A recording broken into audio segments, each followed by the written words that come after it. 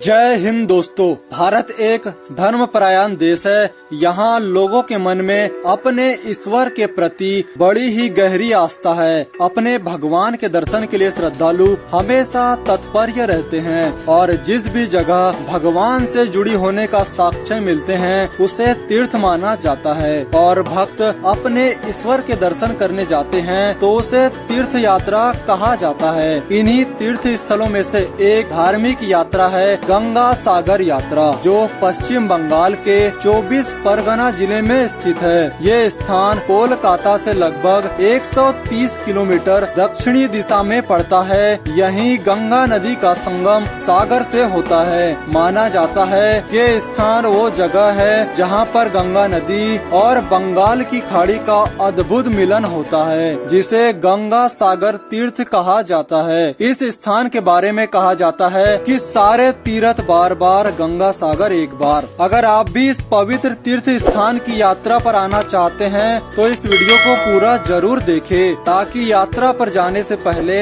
आपको संपूर्ण जानकारी प्राप्त हो सके। तो चलिए दोस्तों, सबसे पहले जानते हैं गंगा सागर से जुड़ी हुई पौराणिक कथा के बारे में। माँ गंगा की कहानी का उल्लेख कवि कालिदास जी के ग्रंथ रघुवंशम में मिलता है, जिसमें गंगा नदी के उद्गम से लेकर सागर के अंतिम मिलन तक के सफर को बड़ी सुंदर पंक्तियों में वर्णित किया गया है। कथा के अनुसार एक बार भगवान राम के पूर्वज राजा सगर के द्वारा छोड़े गए अश्वमेघ घोड़े को पकड़कर भगवान इंद्र कपिल मुनि के आश्रम में बांध देते हैं, जिससे राजा सगर परेशान होकर अपने 60,000 पुत्रों को घोड़ा ढूंढने के लिए भेजते हैं। राजा के सभी पुत्र पूरे धरती लोक में घोड़ा ढूंढने के लिए फैल जाते हैं और घोड़ा न मिलने के बाद सभी ढूंढते ढूंढते सभी पुत्र कपिल मुनि के आश्रम में पहुंच जाते हैं और बंधे हुए घोड़े को देखकर कपिल मुनि को चोर समझ लेते हैं और भला बुरा बोलने लगते हैं और कपिल मुनि को लज्जित करते हैं, जिससे कपिल मुनि क्रोधित होकर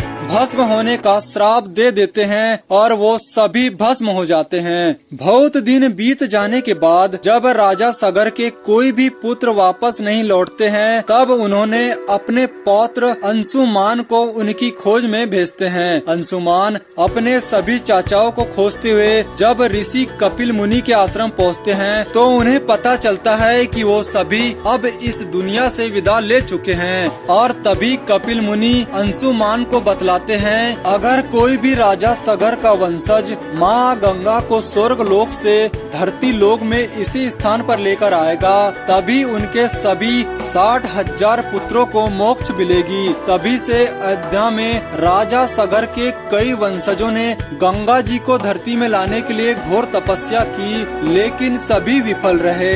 अंत में उन्हीं के वंशज राजा भगीरथ जी ने घोर तपोबल से माँ गंगा को प्रसन्न कर लिया, लेकिन उनके तेज वेग को रोकने के लिए उन्होंने शिव जी की तपस्या करने का सुझाव दिया, जिसके बाद भगीरथी ने घोर तपस्या कर शिव जी को प्रसन्न कर लिया। तब गंगा जी गंगोत्री में पहली बार धरती पर आई और भगीरथी माँ गंगा को अपने पूर्वजों के भस्म वाले स्थान में रास्ते दिखाते हुए आगे आगे चलते रहे और गंगा सागर पहुंचकर उनके पूर्वजों का उद्धार करते हुए माँ गंगा पुनः बंगाल की खाड़ी में समा जाती है। मान्यता है कि गंगा सागर की यात्रा सैकड़ों तीर्थ यात्रा के बराबर है। गंगा सागर पुण्य आत्मा के मोक्ष प्राप्ति का द्वार है, इसीलिए इसे सारे तीर्थ बार बार गंगा सागर एक बार कहा जाता है। यहाँ पर श्रद्धालु गंगा में डुबकी लगाकर कपिल मुनि के दर्शन करते हैं। अब जानते हैं दोस्तों गंगा सागर कैसे पहुँचे।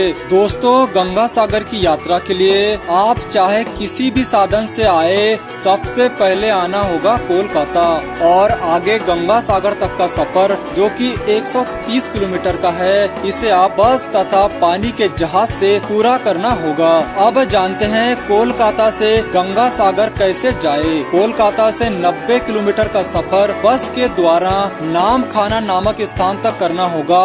इसके आगे का सफर बाय क्रूज यानी कि जल जहाज के माध्यम से कचुबेरिया आइसलैंड तक करना पड़ता है, जिसका किराया लगभग 1400 रुपए तक का होता है। कचुबेरिया आइसलैंड पहुंचने के बाद गंगा सागर की दूरी 30 किलोमीटर रह जाती है, जिसे बस या टैक्सी के द्वारा तय करना पड़ता है। अब जानते हैं दोस्तों गंगा सागर की यात्रा पर कब जाना चाहिए। दोस्तों गंगा सागर की यात्रा के लिए जो सबसे अच्छा समय होता है वह अक्टूबर से फरवरी तक का माना जाता है, क्योंकि सर्दियों के समय गंगा सागर का मौसम काफी शानदार होता है। और इसी बीच हर वर्ष 14 जनवरी यानी कि मकर संक्रांति के दिन विशाल मेला लगता है, जो कि 5 दिनों का होता है, जिसमें लाखों श्रद्धालु डुबकी लगाने के लिए आते हैं और पापों से मुक्ति पाते हैं। अब जानते हैं गंगा सागर में रुकने और खाने की क्या व्यवस्था होती है। दोस्तों यहाँ रुकने के लिए